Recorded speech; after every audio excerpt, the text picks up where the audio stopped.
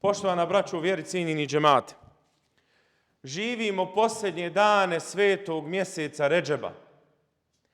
Dane u kojima je noć, u kojoj uzvišeni gospodar svoga roba, miljenika svoga, tvog i mog, uzora i učitelja, Muhammeda sallallahu alejhi ve sellem, najvećom počašću počasti.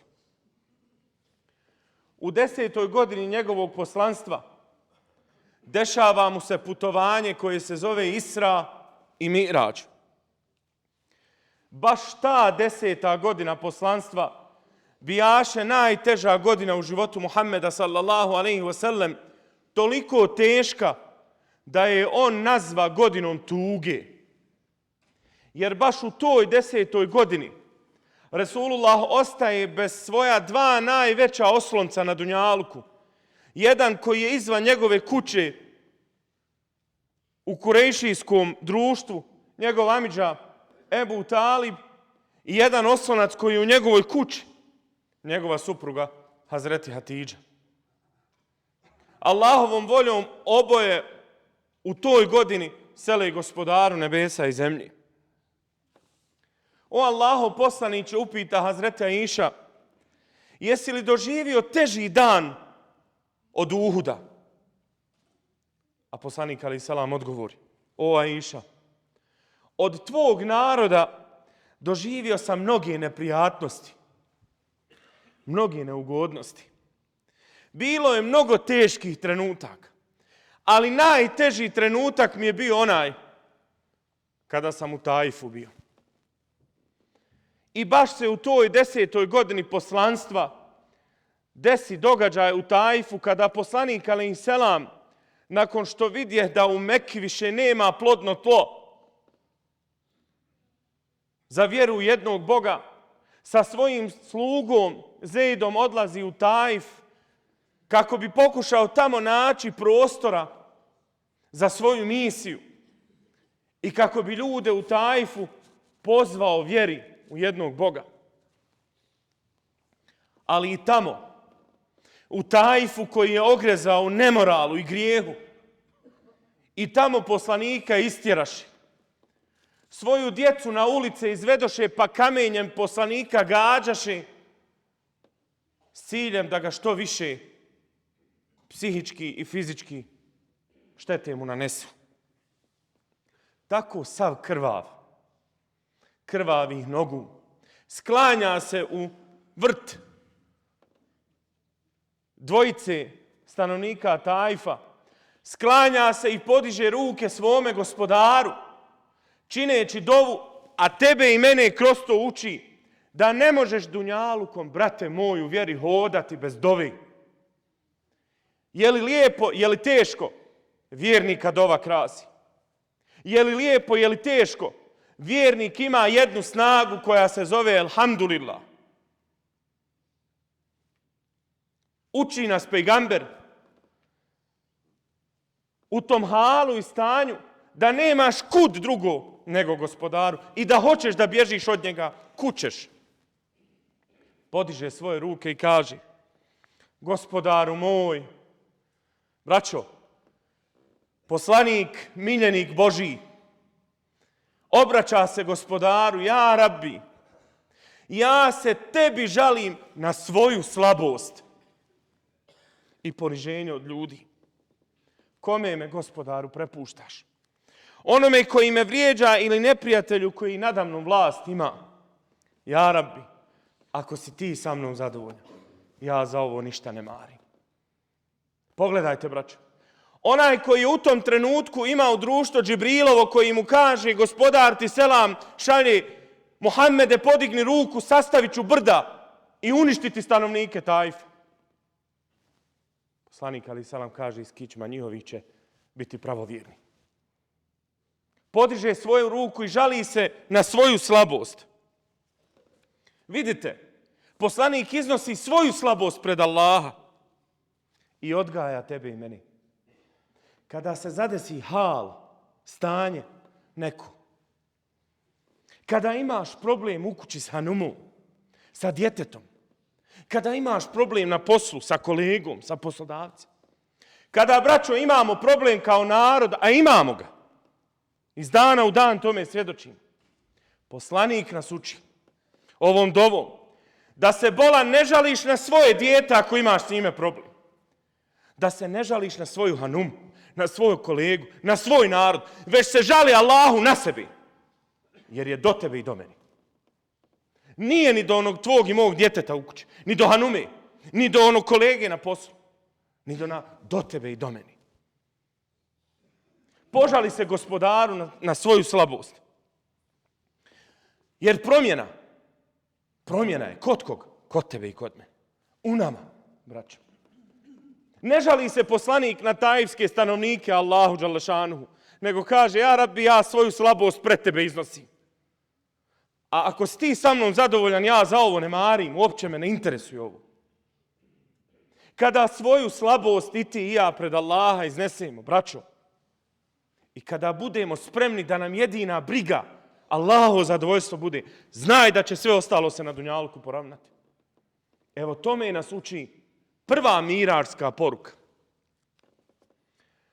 Nakon svih tih halova, braćo, a svi mi prolazimo različite kušnje, nijedno iskušenje tebe neće zadesiti da to kušnju nije živio Muhammed sallallahu alejhi ve sellem. Nijedno. Da kažeš, preselilo mi dijete, preselilo je poslaniku. Ponižavali me, ponižavali njega. Sve jedno iskušenje koje tebe i mene zadesi, on je to proživio da bi mi vidjeli taj najbolji obrazac kako da se vladamo u tim kušnjama. Ali kad u tim kušnjama priznaš svoju slabost i tražiš Allahovo zadovoljstvo, onda dolazi počast. Nakon svih tih halova, braćo, smrti amidže, smrti supruge, kamenovanja u Taifu, poslaniku sallallahu alejhi ve sellem dolazi najveća počast.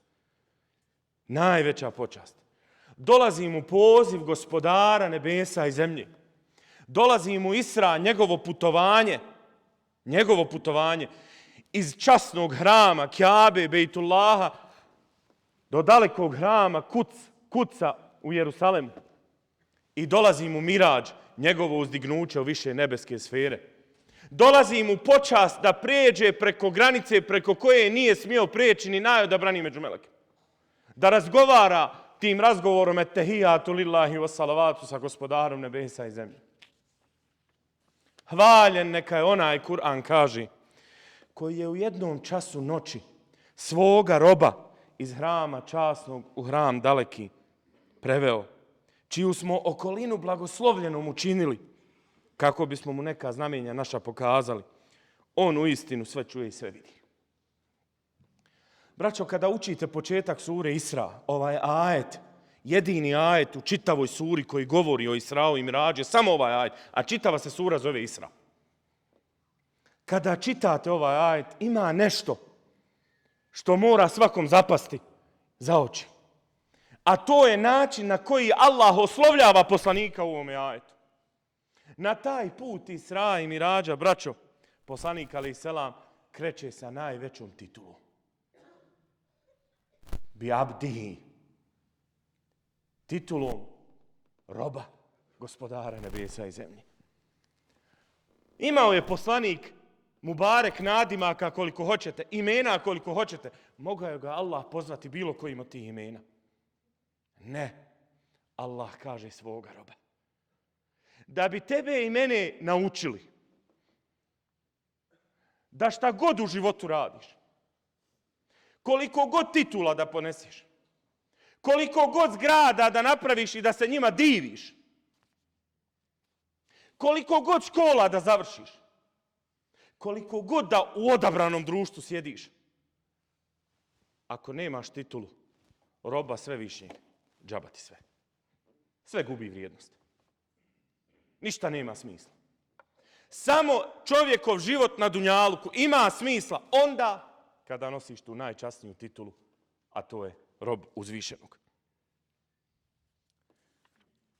Mi smo ovdje na dunjaluku, braću, da tu titulu steknemo i da sutra kada na svoj mirađ krenemo, a taj mirađ će se svakom od nas dogoditi, kada krenemo u susret gospodaru nebesa i zemlje, da nas Allah dočeka sa riječu moj robe. Moj robe. To je briga vjerniku na dunjalku. Tome nas Mirađ uči. Mi smo danas ovdje zato što hoćemo tu titulu. Iskreno je želimo. Ponijet ćemo i ti i ja tu titulu ako sebi pravog imama kroz ovaj dunjalučki hod izaberemo. Baš onako kako sve pejgamberske duše u kuci šerifu dočekaše njih 124.000. Dočekaše Resulullaha i za njim stadoše. Njega za svog imama izabraše da ih u namazu predvodi i sve pejgamberske duše 2 rekata za njim klanjaše. Ako izabereš put pejgamberov, njega sebi uzmeš za imama kroz ovo dunjalučki hod, znaj, nosit ćeš titulu roba gospodara nebesa i zemlje. Po izlasku iz džamije, Džibril dođe sa 2 posude. U jednoj bijaše vino, a u drugoj bijaše mlijeko. Resulullah izabrao onu posudu sa mlijekom, a Džibril mu ovako reče: izabrao si Muhammede ono što je prirodno, izabrao si islam. Izabrao si put islama. Braćo, mi živimo vrijeme u kojem gotovo svakodnevno nam se različiti izbori nude. I znate kako se mi tješimo? Ma kaže, od 2 zla da izaberemo ono manje. Konstantno smo mi, braćo, na izboru. Šta izabrati? Konstantno nam se nudi ta posuda sa vinom i mlijekom. Šta ćemo, braćo, izabrati? Nudi nam se ovo, ono. Nudi nam se ova sofra, ona sofra. Živimo u vremenu u kome kao narod potrošimo na kladionce preko 2 milijarde ljudi. Živimo u vremenu u kome nam se žene za stolovima opijaju alkoholom. Naravno, mi kao muževi na to sjedimo, gledamo i aplaudiramo. A očekujemo da nam prirodno bude u kući. Neće biti prirodno u kući. Ne može biti. Jer je to kontra Allahovog zakona. Ne mog i tvog. Braćo, onaj ko hoće titulu roba, gospodara, abda, Abdullaha, on će izabrati ono što je prirodno. Ono što je lijek za dušu. Ono, braćo, što se zove islam. Ali ne islam samo ono da vičeš ja sam musliman. Ne to. Nego da musliman budeš bez kalkulacije. I kad dobro se na tebe sruči da kažeš elhamdulillah i teško kad se sruči da kažeš elhamdulillah. Da ne bježiš od gospodara, niti ni ja. Da živimo put islama bez kalkulacije. Bez kalkulacije. Zato što je to ono što nas vodi onom pozdravu kada nas gospodar dočeka i kaže moj robe. Resulullah svoje putovanje, braćo, nastavi kroz 7 nebesa i na svakom nebu srete nekoga od svoje braće, svojih poslanika prije njega. Braće svoje, i Adema, i Jahja, i Idrisa, i Jusufa, i Ibrahima, i Musa. Sve ih Resulullah srete. Srete ih Resulullah kako bi iz njihovih života naučio da je iskušenje u kome se on nalazi dok poziva vjeru u jednog Boga, bila su iskušenja i svih poslanika prije njega. A šta je poruka u tome tebi i meni? Poruka je u tome tebi i meni kad se sruči iskušenje na naša leđa. Znate li šta je rješenje? Nije rješenje, vjerujte. Nije. Da zovneš odmah prvog i kažeš, aj molim te da porazgovaramo. Ja i šta kad završiš razgovor? Ne. Rješenje je da nađeš pravog sagovornika. Da prisustvuješ pravom razgovoru. A šta je pravi razgovor? Pa namaz, braćo. Pa s kim? Pa s Allahom želešanom. Koji te nikada neće iznevjeriti. Ma koliko teških grijeha pred njega donio na svojim leđima, tovar koliki težak bio, ako mu se iskreno vratiš, oprostit će. I ako kažeš, ja Rabbi, ako si ti sa mnom zadovoljan, ja za ovim ničim ne marim. Ja Rabbi, ako si ti sa mnom zadovoljan, nije me briga ni za čim ovim. Podnijeću. Jer tome nas Mirađ uči. Svoj put Resulullah nastavi preko one granice preko koje ni najodabraniji među melekima Džibril nije prošao. Priđe svome gospodaru, kako Kur'an kaže, blizu, na 2 luka pa i bliže. I tu poče razgovor između Allaha i Resulullaha. I vidite, braćo, svi propisi vjeri dođoše na zemlju poslaniku. Samo po jedan propis vjere poslanik je otišao Gospodaru nebesa i zemlje. Taj propis vjere se zove namaz. Namaz. Po njega je Resulullah otišao. Ne možeš dunjalkom niti ni ja hoditi kao vjernici bez namaza. Što? On je stup vjeri. Može li kuća opstati bez onog nosećeg stuba? Ne može. Ko kula od karata će se srušiti? Noseći stup tvoje i moje vjere zove se namaz. Ne možemo niti ni ja dunjalkom kročiti. Bez tog svjetla koje obasjava put kroz ovo dunjalušku tamu, a to svjetlo se zove namaz. Brate, ako si se namazom sa Allahom povezao, znaš šta nosiš? Pa najčasniju titulu, najvrijedniju titulu. Abdullaha, roba Gospodara nebesa i zemlje. Zato, braćo, pitam, evo, vidite u kakvom smo halu i stanju. Zar je, braćo, vrijedan i jedan sastanak? Zar je vrijedan i jedan sastanak? Zar je vrijedna i jedna kahva? Zar je vrijedno išta na dunjalku za taj trenutak koji se zove namaz? Allah mi ništa nije vrijedno. Izgubit ću 1.000.000. Izgubit ćeš džennet i ti i ja. Vrijedi li? Pa taj 1.000.000 će svakako ostati, djeca će ga potrošiti kad tebe i mene u kabur spusti.